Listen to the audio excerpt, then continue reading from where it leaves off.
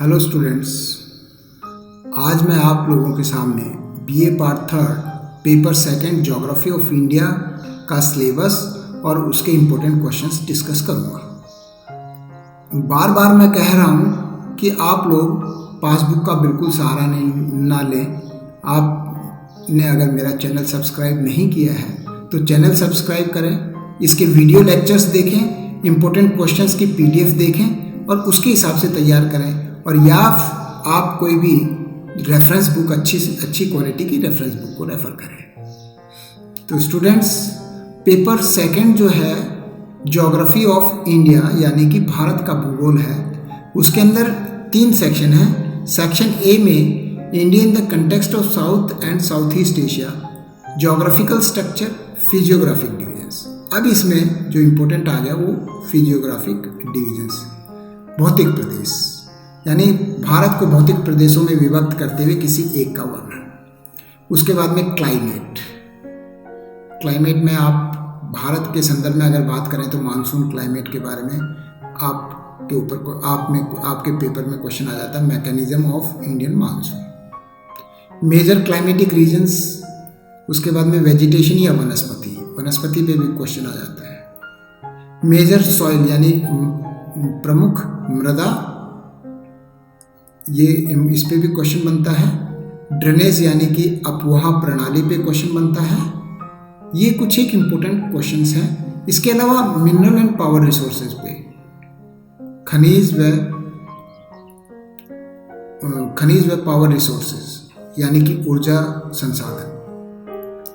तो ये इसमें कुछ एक क्वेश्चंस बनते हैं, इम्पोर्टेंट क्वेश्चंस। इसके बाद में सिलेबस में मैं डिस्कस करने के बाद में बताता हूँ। सेक्शन बी के अंदर देखिए, सेक्शन बी क्या है, इसमें एग्रीकल्चर में मेजर क्रॉप्स, एग्रीकल्चर कृषि के अंदर मेजर क्रॉप्स में अगर आप बात करेंगे तो गेहूं है, चावल है, मक्का, कपास, गन्ना, लेकिन गेहूं और चावल ज़्यादा इम्पोर्टेंट है। Changing pattern of crops, agriculture growth during plan period यानी कि पंचवर्षीय योजनाओं में कृषि का विकास।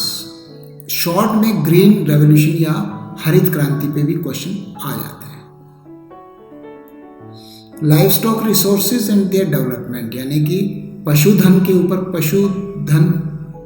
पशु संसाधन जो है उसके ऊपर जनरली कोई क्वेश्चन आता नहीं है इस परीक्षा में, लंबे क्वेश्चंस में। Industrial localisation with reference to iron and steel, देखिए ये महत्वपूर्ण है। Iron and steel industry, cotton textile और सीमेंट एंड केमिकल इंडस्ट्री। तो इसके अंदर आयरन एंड स्टील एक तो इम्पोर्टेंट है और दूसरा कॉटन टेक्सटाइल, इसको आपने अच्छे से करना है। इसके अलावा ट्रेंड्स ऑफ अर्बनाइजेशन यानी कि नगरीकरण के प्रभाव, नगरीकरण का किस प्रकार से भारत के अंदर नगरीकरण हो रहा है, एंड ह्यूमन रिसोर्स डेवलपमेंट। तो ये इसमें 20 सेक्शन बी में है। सेक्शन सी के अंदर regional disparity in economic development यानी कि जो हमारे आर्थिक रूप से जो विकास हो रहा है उसके रिजनल डिस्पैरिटी है, वो किस प्रकार से उसको प्रदर्शित कर सकते हैं। प्लानिंग एंड इकोनॉमिक रीजन्स, आर्थिक प्रदेश, ये इंपॉर्टेंट क्वेश्चन बनता है। मल्टी लेवल प्लानिंग, ये भी इंपॉर्टेंट बनता है। Problems and prospects of linking of reverse, जो अटल बिहारी वाजपेयी के टाइम पे लिंकिंग ऑफ रिवर्स के ऊपर काफ़ी जोर दिया गया था, तो इसके ऊपर भी एक क्वेश्चन आ सकता है। ट्रांसपोर्ट डेवलपमेंट में rail, road and air and waterways, जो हमारा दूसरे देशों के साथ में व्यापारिक संबंध है वो, और उसके अलावा रेल, रोड और एयर की क्या भूमिका हो सकती है, ये इसमें ज्योग्राफी ऑफ इंडिया के पेपर में मुख्यतः सिलेबस में दे रखा है। अब हम इसमें जो पेपर, इसके इम्पोर्टेंट क्वेश्चंस मैंने छाटे हैं आप लोगों के लिए। तो वो क्वेश्चंस क्या क्या बनते हैं, सेक्शन ए के अंदर भारत को प्रमुख भू आकृतिक भागों में विभाजित कीजिए। जो फिजियोग्राफिक डिवीजन है भू आकृतिक प्रदेश, उसको विभाजित करना है और उसमें उत्तरी मैदान का विस्तृत वर्णन कीजिए। उत्तरी मैदान यानी कि नॉर्दर्न प्लेन्स, जो गंगा यमुना का मैदान है वो। इसके अलावा हिमालयाज के ऊपर भी आ सकता है, उत्तरी पर्वतीय प्रदेश।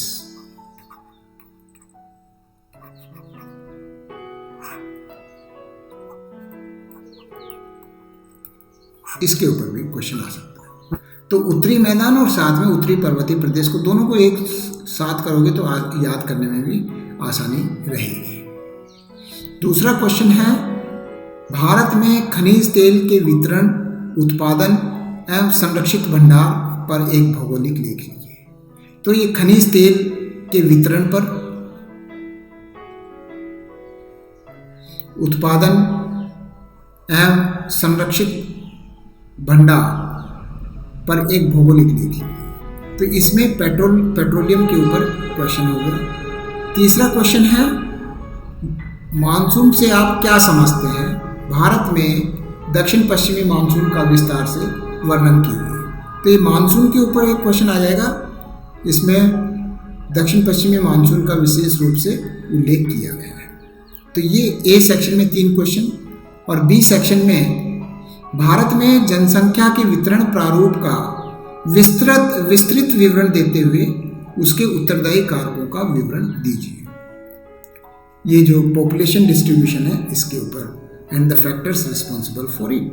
भारत में जनसंख्या के वितरण प्रारूप का विस्तृत विवरण देते हुए उसके लिए उत्तरदायी कारकों का विवरण दीजिए। ये जनसंख्या का साधारण और जनरल टॉपिक है। भारत में सूती वस्त्र उद्योग के स्थानीयकरण कारकों एवं इसके वितरण की समीक्षा कीजिए। Discuss the locational factors of cotton textile industry, यानी कि वस्त्र उद्योग, कॉटन सूती वस्त्र उद्योग के ऊपर आ जाता है। इसके अलावा आप लोगों ने लोहा एवं इस्पात उद्योग के ऊपर भी क्वेश्चन तैयार करना है। लोहा इस्पात उद्योग के ऊपर भी एक क्वेश्चन तैयार कर लें, वो भी अच्छा क्वेश्चन तैयार होता है इसके साथ में, 5वें के साथ में।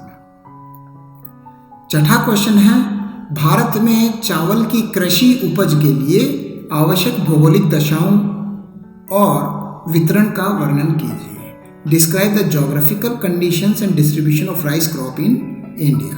तो भारत में चावल की कृषि के ऊपर क्वेश्चन आ जाता है, ये इंपॉर्टेंट क्वेश्चन बनता है इसमें। सेक्शन सी के अंतर्गत जो 7वां क्वेश्चन है, भारत को विस्तृत योजना प्रदेशों में बांटिए तथा उनका तुलनात्मक विश्लेषण कीजिए।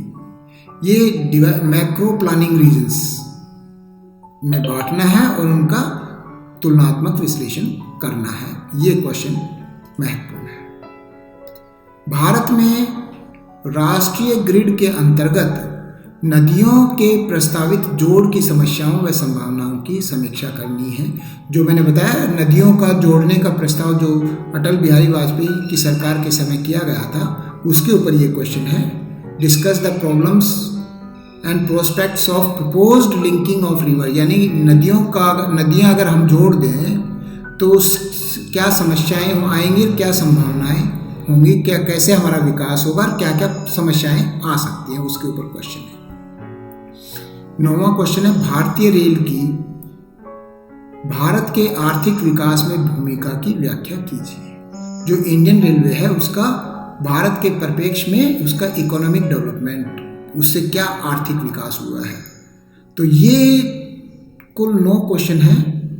9 क्वेश्चन आपने करने हैं। इसमें भी वही ध्यान रखना है जैसे मैंने ज्योग्राफी ऑफ एशिया के पेपर के टाइम पे बताया था कि आप लोगों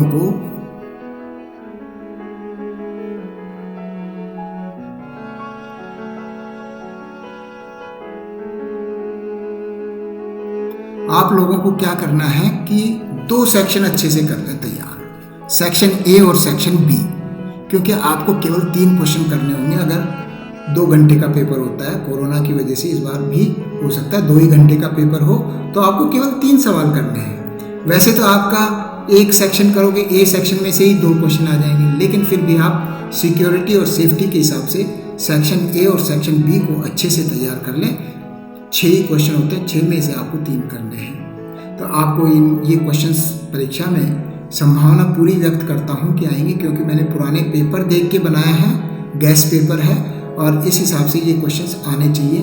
इनके अब अगले लेक्चर के अंदर अपन एक एक क्वेश्चन को डिटेल में उसकी चर्चा करेंगे और उसके PDF नोट्स शेयर करेंगे।